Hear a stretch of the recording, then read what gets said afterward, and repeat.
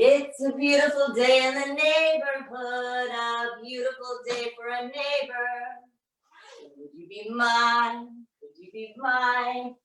Won't you be my neighbor? La da da da da da da da da. Da da da da da da da. La da da da. Da da da. Da da da da da. It's a beautiful day in the neighborhood, a beautiful day for a neighbor.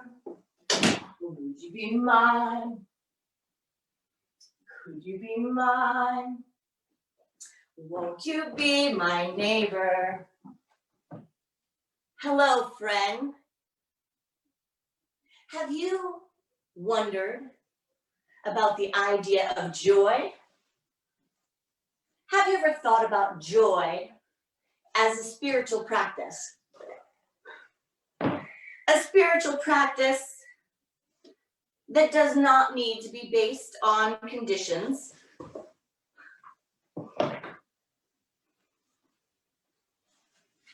Do you have conditions around your joy? Some of us have conditions around our joy. Our joy has a lot of hoops to jump through. But with a spiritual practice, we can remove the conditions for our joy.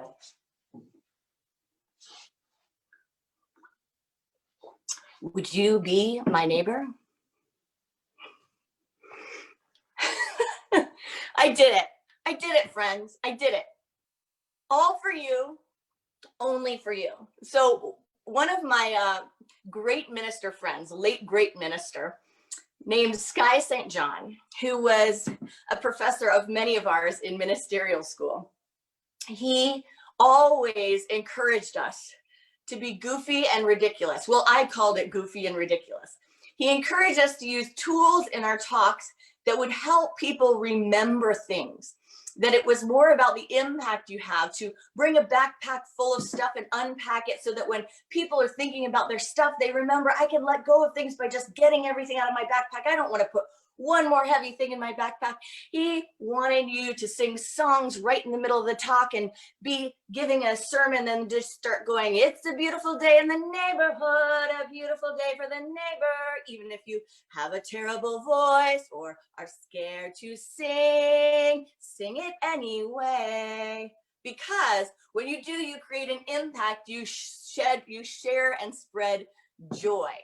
So, for our conversation today, are we willing to let the bells jingle?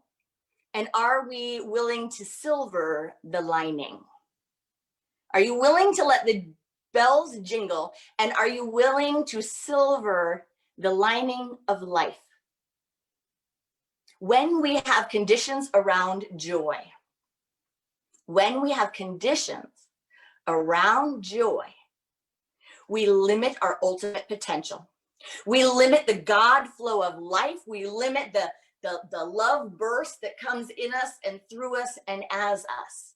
Now, this is different from just being a jingling bell all the time and resisting what's happening to us, right? But sometimes in the human condition, we grab onto the pain body, we grab onto the suffering, we grab onto the pain, or we step into fear and we say, I would never do that. I don't want to look that ridiculous. I don't want to seem that silly. I was told or taught that I'm not creative. I was told and I was taught that I should be seen but not heard. So I'm not going to go there.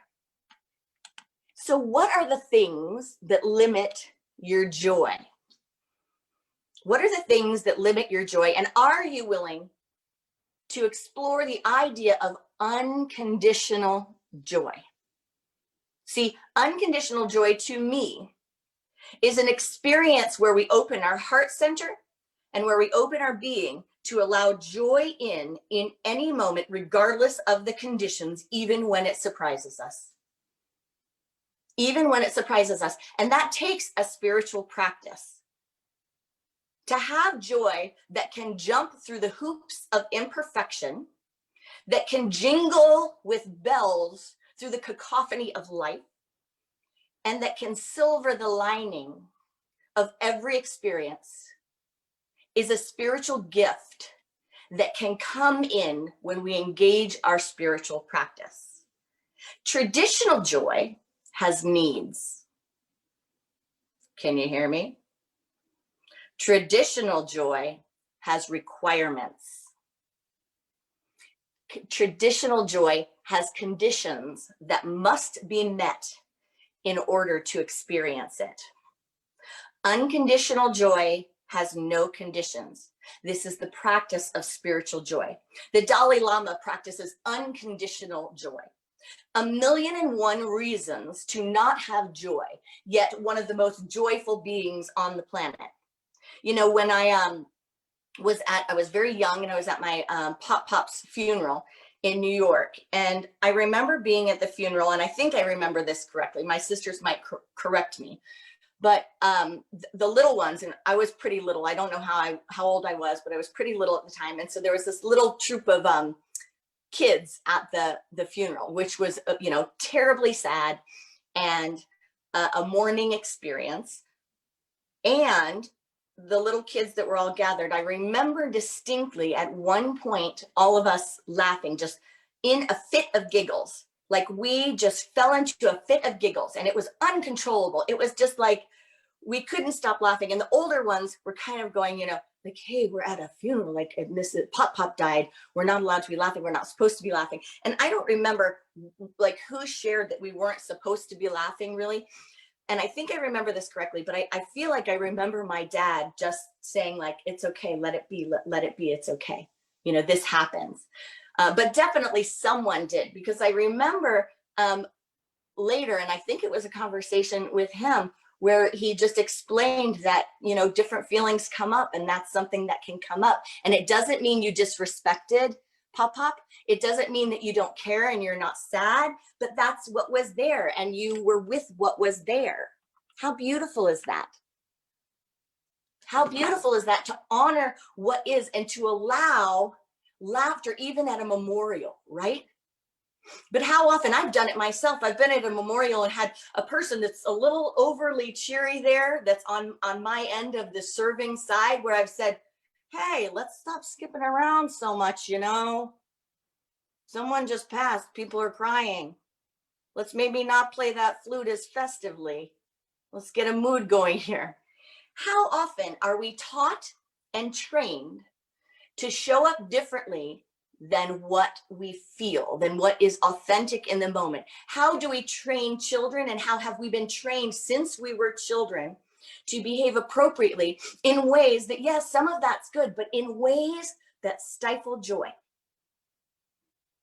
And if we really think about this, if each one of us really does an inventory and starts paying attention, I think we will notice that there is so much more spiritual joy to be had on this journey of the experience of the human condition and the spiritual condition that we are not privy to, but is right there ringing a bell saying, hear me, see me, feel me, touch me, hear me. I'm not going to do any more Sky St. John. That's the last one. But it literally did come to mind. And I said, no, I will not do that. But it's Joy Sunday and I am jingling bells. So I am working very diligently at this spiritual practice. And I'll tell you later what the keys are to show up for this spiritual practice, what the tools are. Where was I? Not in a song from Broadway. Where was I? So we have conditions around our joy, and we're trained from when we're young to shut it down. We're trained that if we're saying goodbye to someone, if something negative happens, we have to stay down, right? So even if joy knocks at our door in a moment of offering, we're often taught to turn it away. We're often taught to say, no, thank you. That's not appropriate. I cannot feel joy when someone just passed. I cannot feel joy when someone else is sad. I cannot feel joy when I'm experiencing a diagnosis. I cannot feel joy when there's suffering in the world. Just imagine for a moment what would happen to the world if we could not feel joy when there's suffering in the world. Whoa. Does that break through the construct for you? Is that proof and evidence that your lack of joy or our lack of joy does not pay homage to all the pain and suffering of the world? So are we willing to look at what we're birthing? Are we willing to look at the conditions around our joy? Do you have conditions around your joy? So let's start looking at how we're conditioned, and let's just start with the birth story, because there was a family a few thousand years ago who had conditions for misery. Conditions for misery set up, but they experienced great joy. And people heard the call of great joy. Shepherds and wise men came with the knowing, with the burst of light within them, saying, I had to come. I had to come in the midst of all the conditions around. I had to come and celebrate this moment of great joy, to acknowledge this moment of great joy. I want to share with you a little bit by William Earl Cameron. It's called Great Dramas of the Bible. Great Dramas of the Bible. And it's an old Unity text. You can tell your Unity text by this little U. That was Unity Publishing. And he talks about the different birth stories and the Christmas story, because as you may know, there are different ones and they're not all compatible. In fact, they're quite incompatible. But he talks about the different birth stories, and I want to just share a little bit of this. He says, we all tend to believe, of course, that Christ was born in a manger 2,000 years ago in Bethlehem. But actually, we read about the original birth of Christ in Genesis. So God created man in his own image. In the image of God, he created them. Male and female, he created them. Genesis 1:27. And I just want to note here how progressive this reading is, that it's not just saying male and female, it's also calling them them. Do you get it? He, she, them. The image of God, I'm claiming that one, by the way. That might not be as intended, but it is as delivered. Just in case you all go to conservative Bible groups and you share that, you can just say that's on behalf of Rev.Erin, and they can call me for the valid scholarly research right here. The image of God, the Spirit of God in us, is Christ. Jesus Christ lived it out completely, but Christ is in every person. Jesus himself said, he once said, before Abraham was, I am. That doesn't sound grammatically correct, but it is. See, he's claiming it. It is. Before Abraham was, I am. I am is the name of the universal God, the Spirit of God in all men that Jesus represented. I am the ancient name of Christ. The true light that enlightens every man was coming into the world. The spiritual image and likeness in which we were all created, our own true self. As the Apostle Paul said, Christ in you, the hope of glory. He goes on to say, in the book of John, that gives us what he's referring to as the third individual meaning in this chapter, he says that Christ lives in us personally. And this book brings the Christmas story right into our own lives, right into the manger of our hearts. This means that you and every man, woman, and child who has ever been born is alive right now. That is alive right now is essentially the Christ in potential, a spiritual being with the seed of God at the core of their being. This means that as God's child, Isaiah's promise and Jesus's great life apply to you. It's about you. Therefore, the Christmas story is really your story. And it has been said, though Christ 1,000 times in Bethlehem be born, if he is not born in thee, thy soul is still forlorn. The message, he says, will never be fulfilled until you understand that. All the ideas of the Christmas story have individual applications in you right now. All the main characters of the Bible story are involved in your own inner life, in the Christmas that is happening to you. Christmas has the power, the spiritual power, to quicken these deep things of Christ in you. Can you just make space for that for a moment? Breathe into that for a moment. I'll read it again. Christmas has the power, the spiritual power, to quicken these deep things of Christ in you. To make the promise happen, to bring forth in you the great drama of Christmas, the real celebration of Christmas, is always an inner experience that occurs in you in which Christ is born in your consciousness. It all happens in consciousness.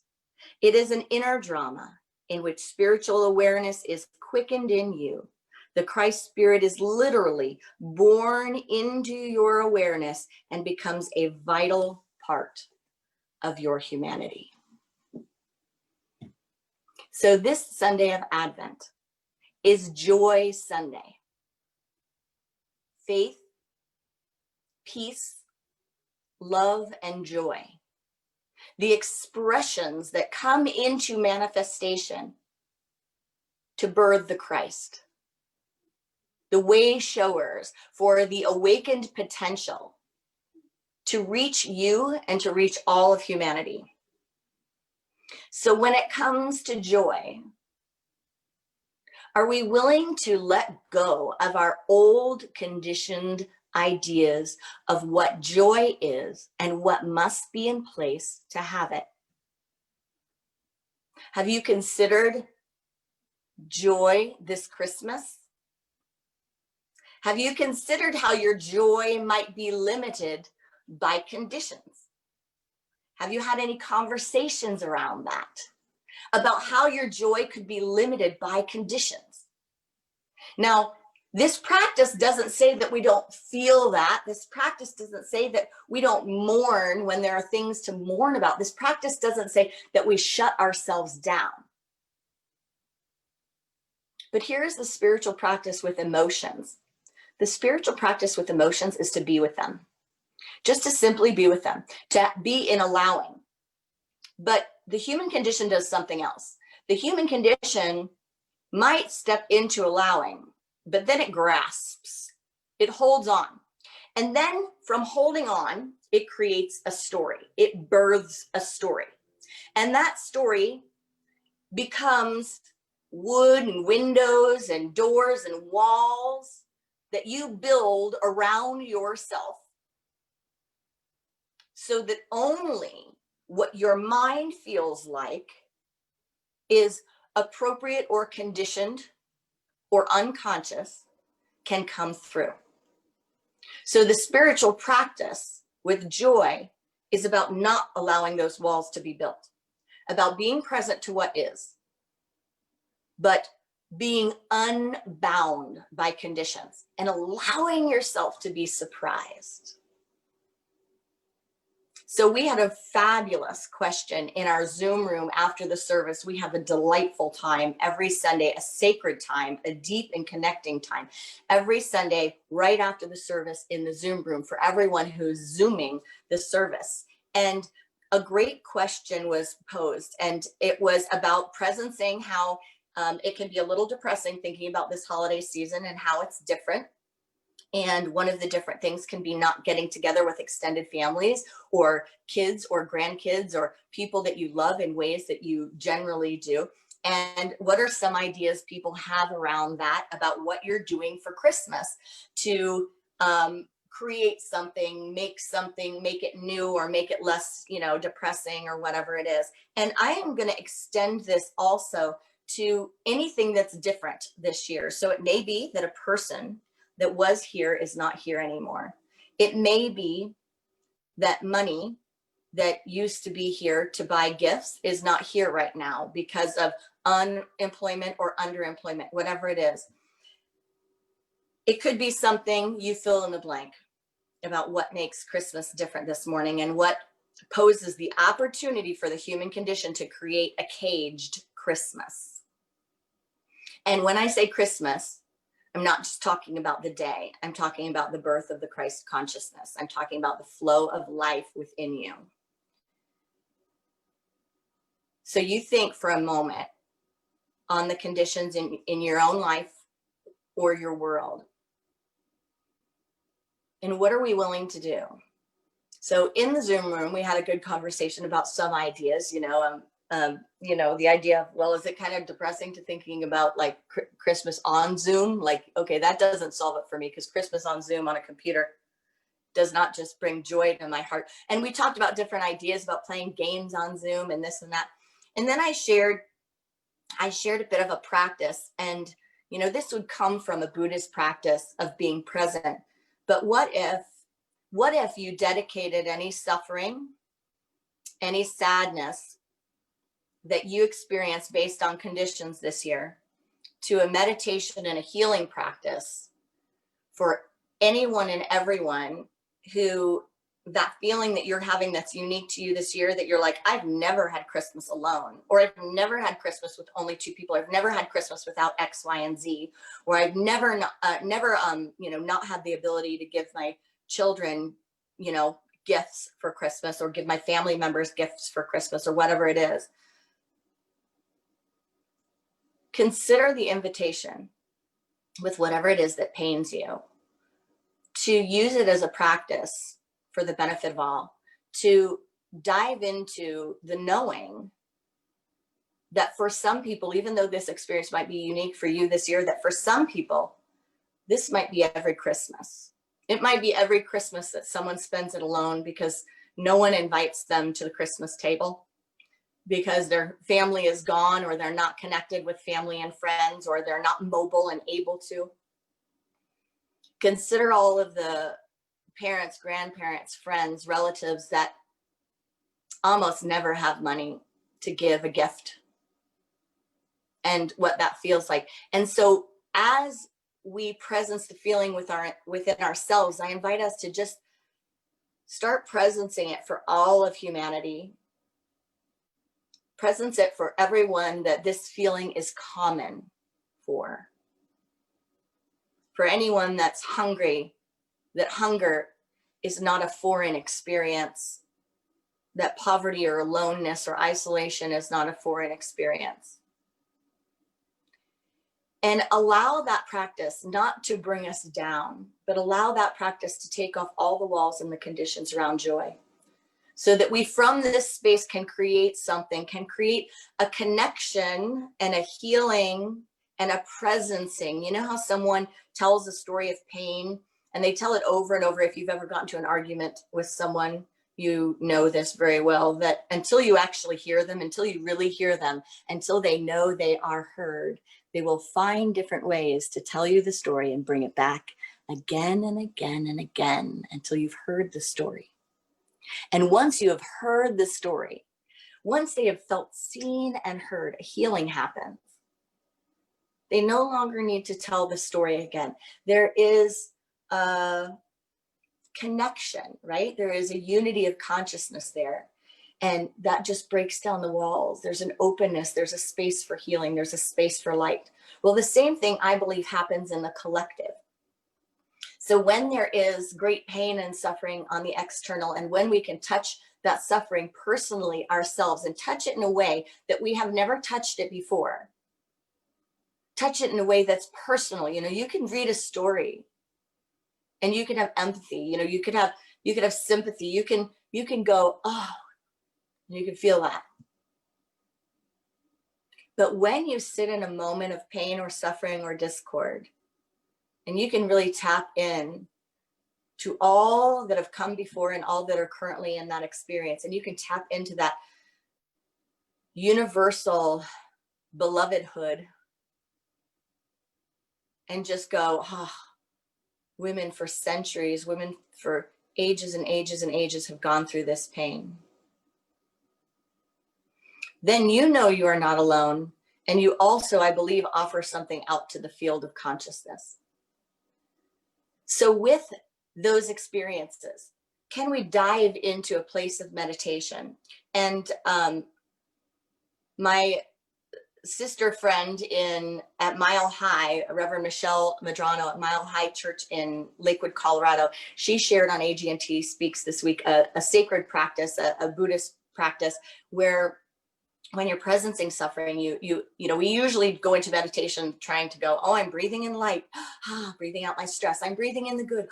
I'm breathing out any discord, right? That's what we usually do. It's like, let me breathe in everything good. Let me soak up all the good. Let me out everything that I don't want. Well, this practice is a little different.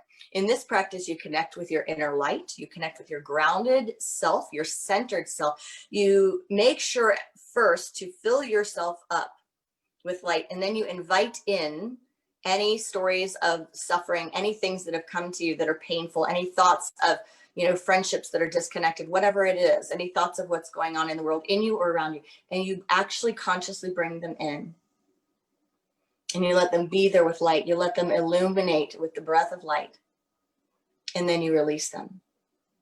So can we do that practice with whatever we are present to? Can we do a practice where we use these opportunities in our own birth story when we're looking at what we're birthing? And we use these opportunities to be present to what we experience, but also to dedicate it to something higher, to dedicate it to that moment of universal understanding, that moment of brotherhood, sisterhood, personhood, where together we go, I see now, I feel you, I hear you, you know? To anyone who is right now experiencing this that is foreign to me, this that it is my first time, but to those of you who live with that feeling of desperation or isolation or poverty or hunger or whatever it is, depression. Maybe you've never had depression before, and you're like, after how many months of COVID, you're like, I have it. I know now. Anxiety, I understand now. Depression, I understand now. Before I was just like, I'm sorry for all of you people that sometimes your brains are not helping you. But now I'm like, I get it. So instead of getting stuck in it, can you dedicate it in a practice through great and deep listening to going, I feel this in me, and I acknowledge this is part of the human condition. And know that just that practice is enough. Just that practice, I believe, tears down all the walls and the conditions around joy. And it lets joy fly in. The mind might think that it might be the opposite of joy, right? Who gives a talk on joy and discusses inviting in suffering? The spiritual practice is mysterious and it is deep. Joy is available in every moment, under every condition, in every person, in every space, in every place. And I think that's part of the story of this birth story. That's part of, you know, all of these people going through the harrowing journey to come into the middle of nowhere with gifts, to bring gifts of joy. People that weren't supposed to come, that are supposed to come with something else, not joy, right? They're supposed to come to witness something and be tattletale people and do bad things. And you know, other ones are supposed to be watching sheep and stuff. Like, who's watching this sheep? You know? Are all the sheep just running around while you're going to see this baby? Like, how are we going to eat if you're not watching your sheep? You know, if that was my family member, I'd be like, get your bum back here. We need our sheep. But something better was happening. There was a birth of joy, unconditional joy, joy without conditions, which is, as we are taught through this sacred story, the divine birthright for each one of us. So what are we birthing? How can we create more joyful moments? How can we jingle some bells? Well, on a light note, I on social media saw this family. It's this husband and wife, and the husband does these crazy goofy songs, and the wife records them, and then they talk afterwards. And anyway, they were going into how they were doing, they did this Christmas song, Baby It's Cold Outside, right? But they called it Baby It's COVID Outside. So every time they're like, come close, he's like, no, no, no, da, da, da, da, da, da, you know.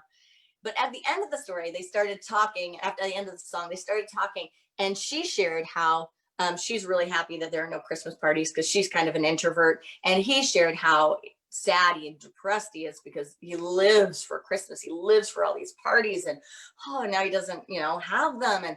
And the cutest thing at the end of their little snippet, they shared their Christmas week practice, what they're going to do.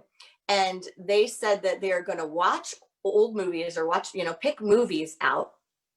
And when they watch the movie, they're going to totally set up their evening for this movie. So if they're having a spaghetti and meatball dinner in the movie, that's what they're making for dinner. If they're roasting duck and that's what they're having in the movie, then that's what they're making for dinner. Joy bringers, right? I mean, how fun is that? Who lives with someone that's that fun?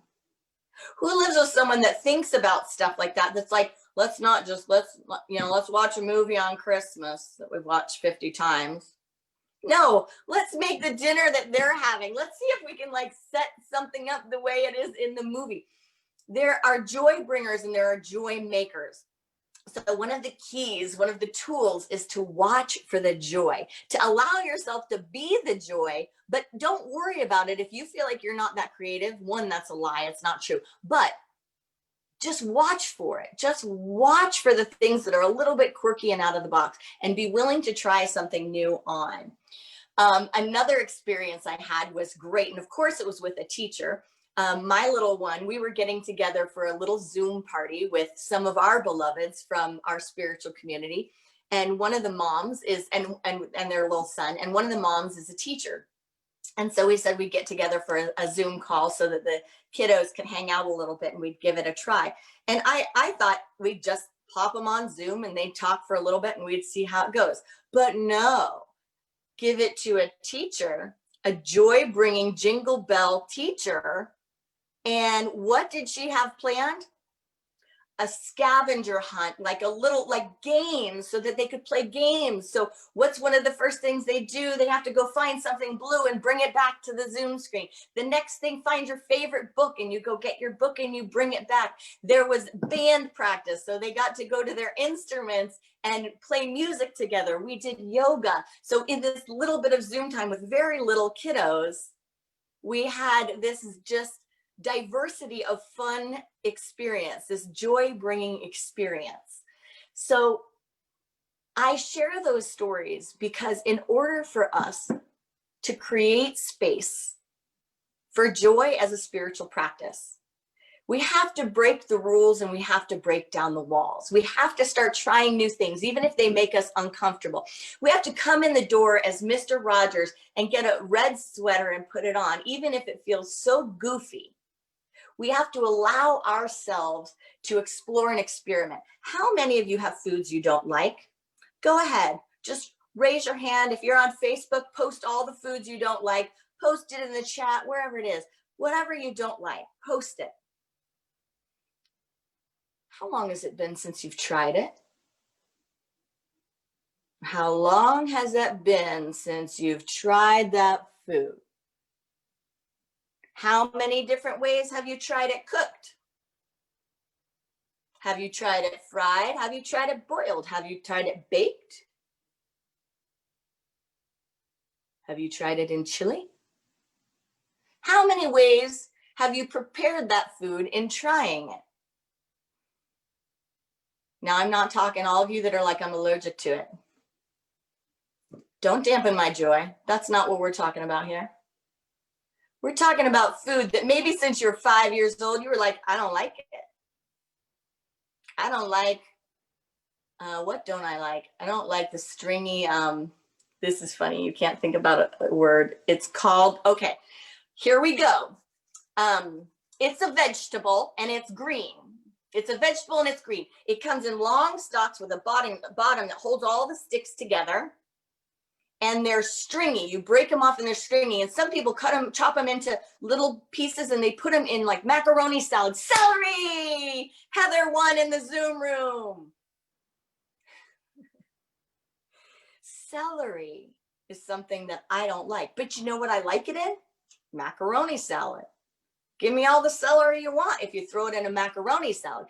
But if you make me bite into it and taste the flavor of it and have the stringy, I don't care if you put peanut butter and you dollop your little raisins on top. I don't want it. And a grease spot can live on celery. But when did you make up your mind about a food that you don't like, about something you don't like or you don't do or you are not? Whether it's creative, fun, whether it's a food, whether it's an activity, a person, or just a way of living. When was your mind made up about something and you stopped exploring it and you started living by it? It became a condition. It became a boundary, not an experience, but a boundary. It became not fluid, but it became a restriction.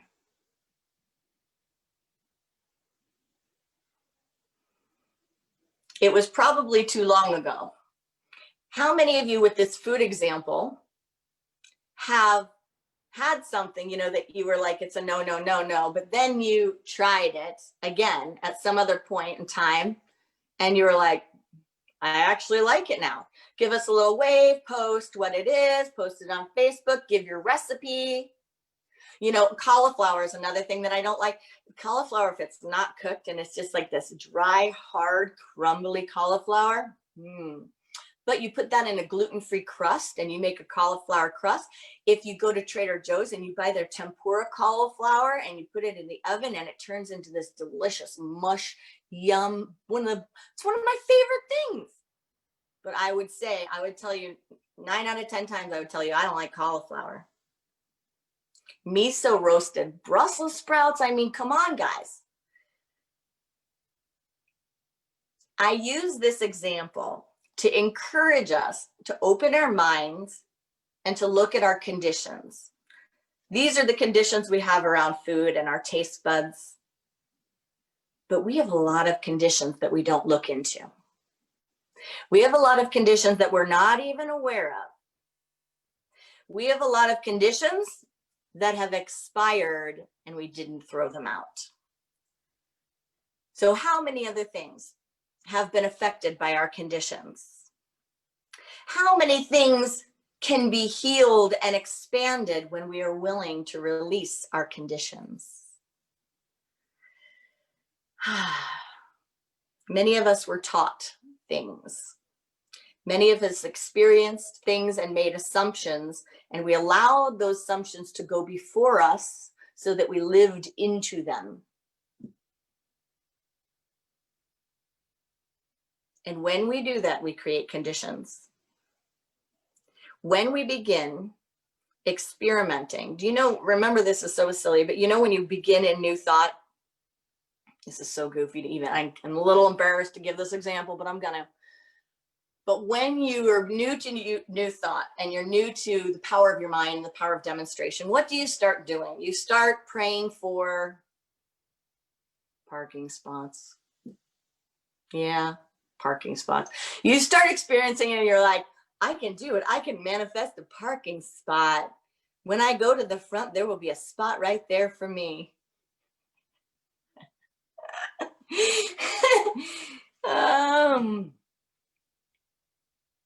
We underestimate our power greatly.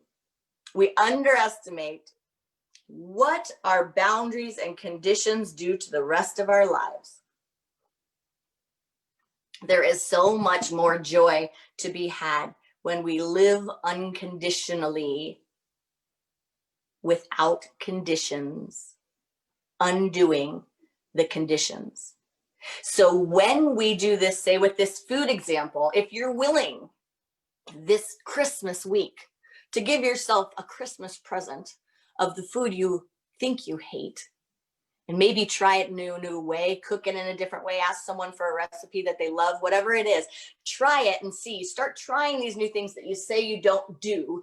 I believe what happens, this is like the parking lot. This is the parking lot example. It's the little tiny thing that you experiment with. But when you begin to do that, you start living from a different place and you start removing barriers and boundaries and you start opening the windows, opening the doors, and eventually you recognize that there are no walls. And we may be talking about food, but it may be forgiveness in a relationship that is the gift at the end of the experimenting. It may be that you recognize that as you start throwing all of those ideas to the wind and just being in the present moment with the you that is right now, that you recognize that you don't need to have conditions on relationships. You don't need to have conditions on friendships. It doesn't matter if someone showed up awfully 15 years ago. Who cares? Your love is unconditional. There aren't conditions around it. It doesn't matter if people are not right here in your home. Your presence is unconditional. You have practiced being there where they are in every moment, or you're willing to try on the new things, the goofy things, the silly things, the things that you thought you wouldn't do to allow in unconditional joy. I want to share with you this video clip that we have today. So take a look at this.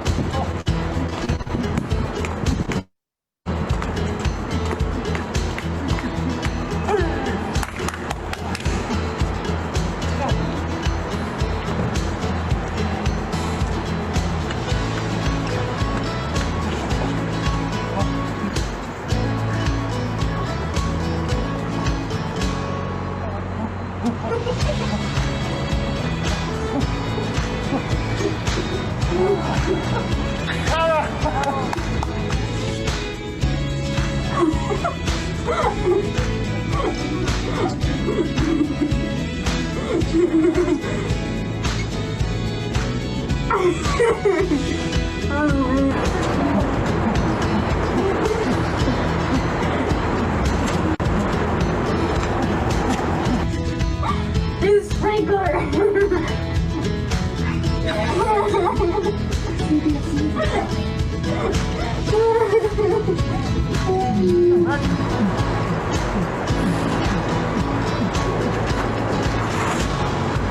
You like that one?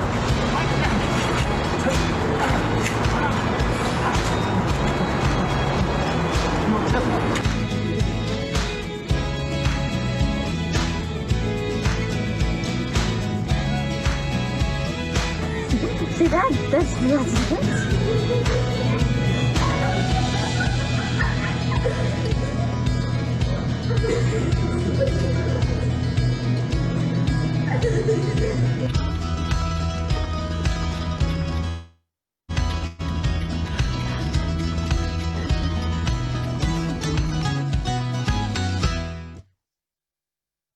So if you drove by that parking lot and you saw that guy out there, you may be tempted to diminish his joy. You may be tempted to look at him and go, you goofy nutball, what are you doing in a parking lot dancing like that? That is a family from Fort Worth, Texas. The dad's name is Chuck. And in that hospital where he is dancing in the parking lot is his son, Aiden, who is 14 years old and going through cancer treatments. And because of COVID, only one person can come in the room. So mom comes into the room and dad, every single time there is a treatment, goes out into the parking lot and dances for his son. With the headset on, you can hear them talking back and forth, but he just hams it up and dances for his son. And you can hear the laughter, you can see the joy. That is unconditional joy. Joy without conditions. Creating joy in any and every moment possible. It's about going outside of the box. It's about allowing yourself to be goofy or silly. It's about being willing to play and to think of new things. Are we willing to jingle some bells and to silver the linings of life? When we are, we turn the ordinary into the extraordinary. And as one of my dear friends said to me recently, he said, I am finding that our world can be altered so much by changing our response to things. Namaste.